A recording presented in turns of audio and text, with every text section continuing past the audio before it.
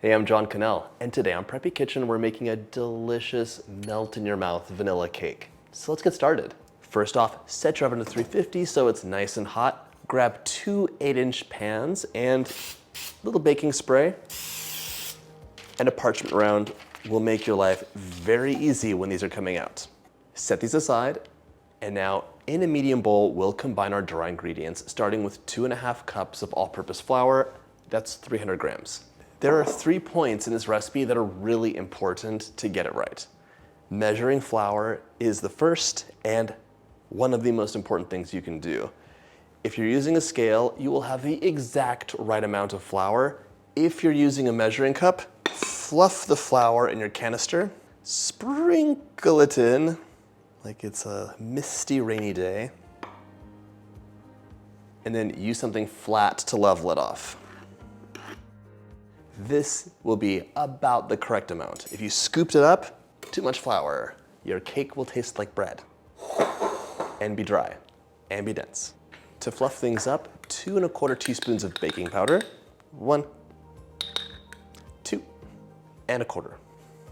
And for some contrast, we need salt. If we didn't have salt in this recipe, your cake would have a dull, sweet flavor. The salt will let you taste things a bit better. Grab a whisk. Our scale is done. And we're just gonna give this a mix. We want every part of the cake to rise equally and have the same amount of salt. Whisk, whisk, whisk. This gets set aside, and now you can grab a big bowl and a hand mixer or your stand mixer fitted with a whisk attachment. Into the bowl of my mixer, I'm adding 3/4 cup or 170 grams of room temperature unsalted butter. The butter temperature and how much you mix it is another important part of the recipe. So you want it to be soft, meaning your finger can fairly easily make an indent here. 1.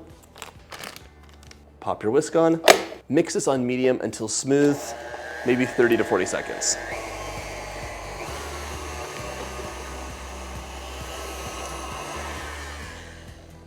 If your butter is getting caught in the whisk, just run it on high speed for a second or two so it flies out.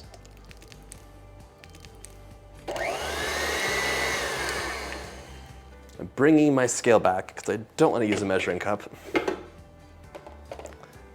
Zero it out, and we're gonna add our granulated sugar now.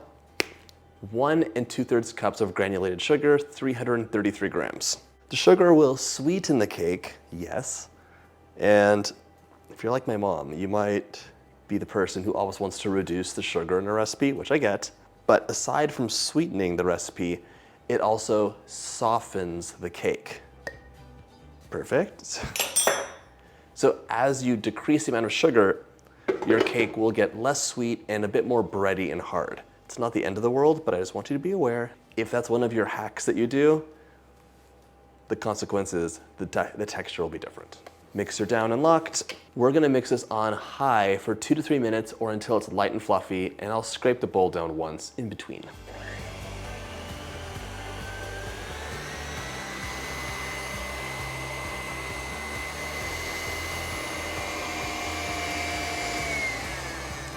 By the way, if you like my recipes, hit that subscribe button. There are 2 new delicious recipes every week. Vanilla cake is such a classic that in my mind it's almost intimidating because it's like the recipe you have childhood memories of that has to be perfect. This recipe is really good. The cake is gonna be very soft, fluffy, and full of vanilla flavor, and the frosting is like creamy and dreamy. The whole thing is very easy too.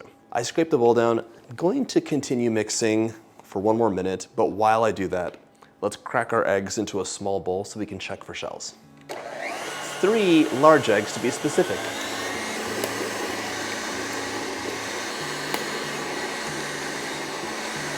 And 3.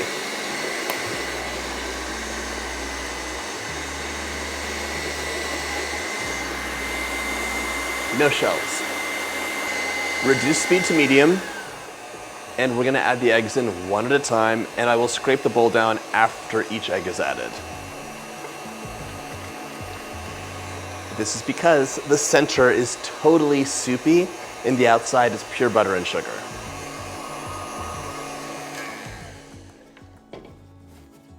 Scrape, scrape, scrape.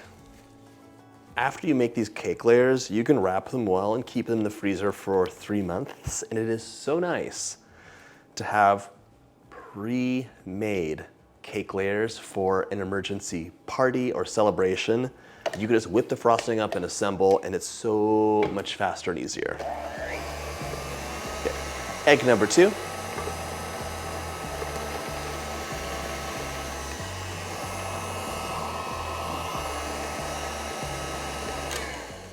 A quick scrape. One thing I like that I'm seeing right now, which I'll show you, is the consistency of this mixture. You can see it looks like a soft cloud. That tells me the temperature is correct, I'm mixing it nicely, and there will be no problems ahead at this point. If it was like a cottage cheese mixture that's not really holding together, it's like soupy with little butter bits, the butter was probably too cold or I added the eggs in too fast. So take your time, have the temperatures correct, and your cake will really be lovely. It's not the end of the world if that cottage cheese thing happens. It's just not the best. Last egg.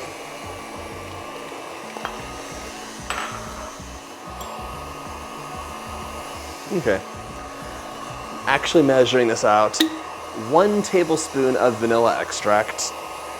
This is the star ingredient, so it's nice to use a grape vanilla. Sometimes I go to the grocery store, like in an emergency, to buy vanilla, and I'm like, what is this? What is being sold to me here? It's not vanilla extract. Oop. Add that in.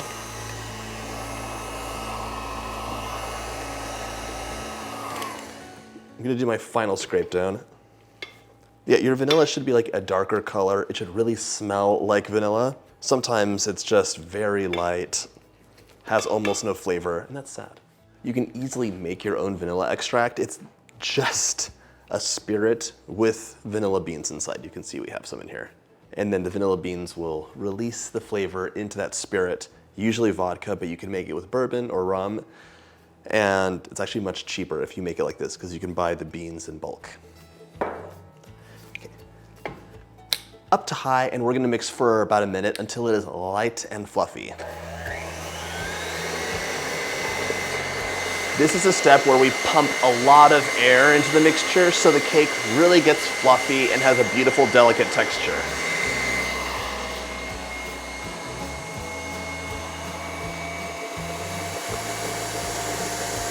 This looks so pretty right now. As soon as it's done mixing, I'm gonna show you the texture because it is exactly what you wanna see. Look at this cloud inside of here.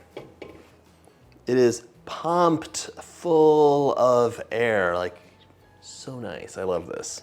Now mixing on low, we're gonna add the flour in 3 additions, alternating with 1 cup of buttermilk. The buttermilk is slightly acidic, and when you add slightly acidic things into cake, it makes a tender crumb.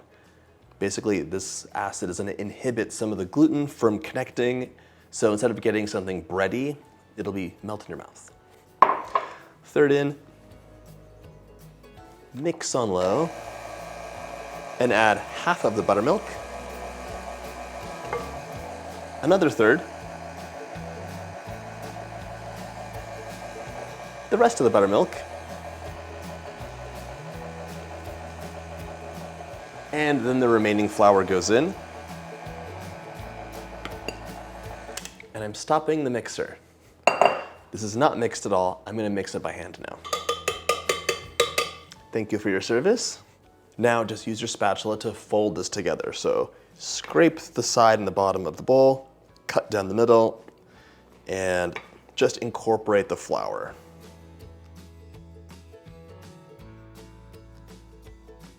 This, by the way, was the last really important part. You don't want to overmix your cake batter once the flour has been added because now the proteins are getting activated, looking to make connections, and those connections are what makes bread so amazing, like that chewy texture, but makes cake so disappointing. The cake should be really delicate, and once it cools, it'll cool and just shrink a little bit, but still be fluffy. If you overactivate the flour here, your cake will shrink back and become more of like a dense, gummy situation, which does not even taste the same. This is nicely mixed. Just like one final scrape down at the bottom to check for any unmixed nonsense. You can see it's super fluffy here. Distribute the batter as evenly as you can between your two pans. You want the same amount of batter in each pan for a couple of reasons. One, it's aesthetically pleasing when you cut into it. More importantly, they'll bake up the same, so one isn't a little burnt when the other one is just right. And that's it, there are only two reasons. 946, 131. Equal amounts of batter in each. Use an offset spatula just to smooth things out so these have a really good start. The cakes will self-level a bit in the oven, but do all the leveling yourself now so they bake up perfectly.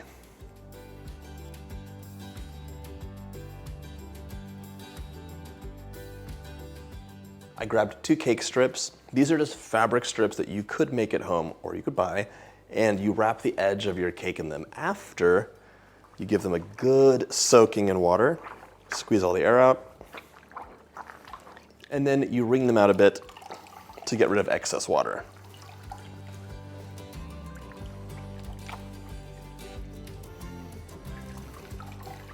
Wrap this around the edge of your cake, give it a tighten.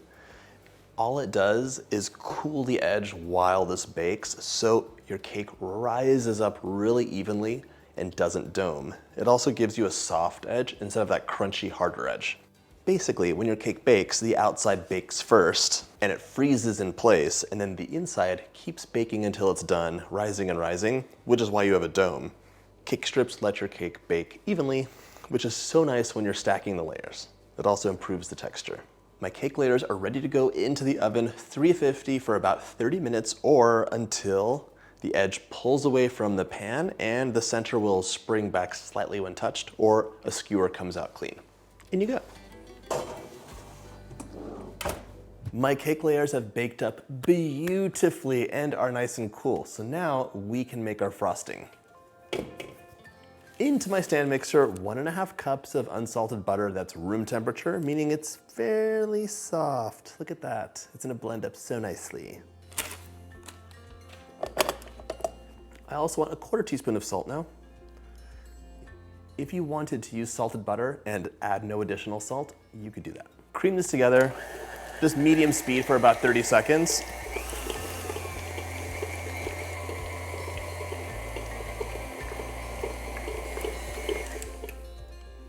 Nice and creamy. I have 5 cups or about 600 grams of powdered sugar here. I sifted it out because I don't want any lumps. That's semi-optional. Sometimes you open powdered sugar up and it is such a mess inside of just clumps. So you can add in a cup or so at a time. Mix on low and drizzle in a bit of cream. I have 1/4 cup here set aside. You can add that in batches, and I will add more if needed to get a nice slack buttercream.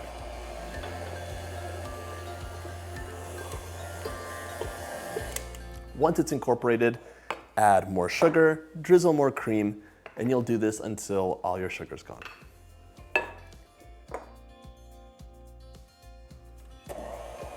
A little more cream.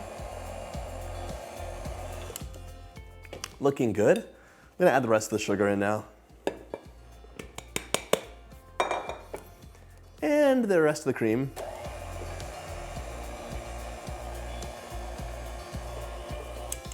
This is all incorporated, but you can see it looks pretty dense.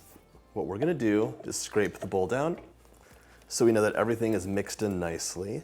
And by the way, you do not have to make this frosting. You could make any frosting. It could be a Swiss meringue buttercream flavored with vanilla, passion fruit, lemon, coffee, the list goes on. Chocolate frosting. These are all delicious. Right. Increase speed to high now, and we're gonna mix for 3 minutes, then go back to low for an additional minute. In the meantime, grab your favorite cake plate, get that cake on, and you'll want an offset spatula and maybe a triggered scoop.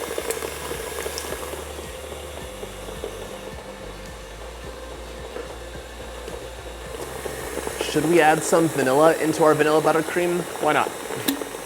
Add in 2 teaspoons to a tablespoon. It's up to you. Measure with your heart. Okay, that was 3 minutes of mixing on high, and look at the difference here. Yellow and so white and fluffy. Scrape the bowl down one last time. 1 minute of mixing on low now, and then we will assemble our cake. You could do a swoopy design. It could be perfect right angles and straight sides, if that's what you want to do. You could have dollops on top. It could be covered in sprinkles. This is a blank canvas, so express yourself.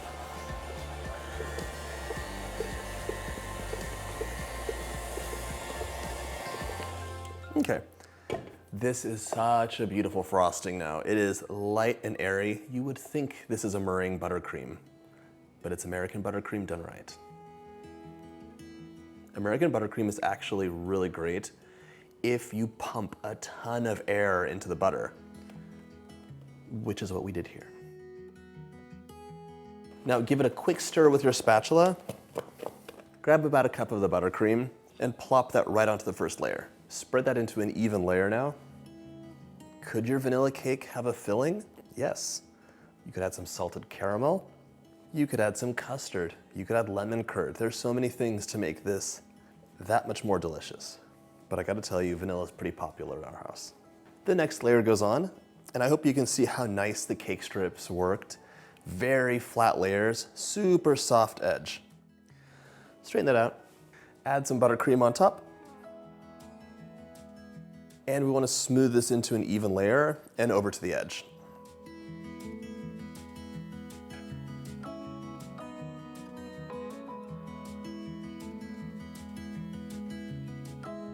You have a choice here, by the way. All the frosting could go on, or you could reserve like 3/4 of a cup to have some dollops on top. I haven't decided what I'm going to do yet. So just go for some coverage to get everything covered up. Your buttercream makes things that much more delicious, but it also protects the cake from drying out. So let's smooth the top out. Then use a bench scraper.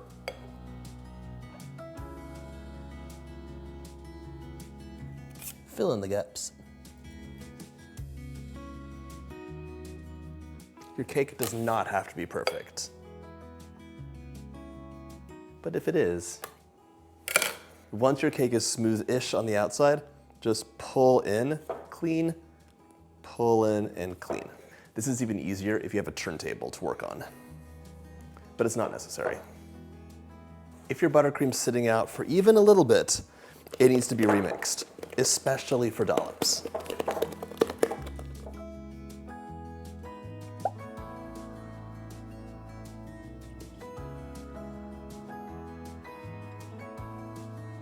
Now we can pipe some beautiful dollops on top to seal the deal. Look at that buttercream, it's perfect.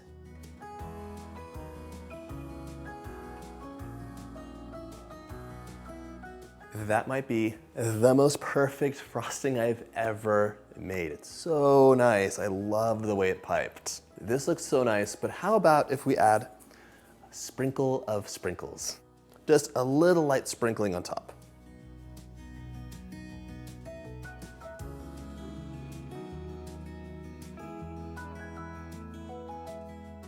Give it a slice, and just like that, it's ready to enjoy.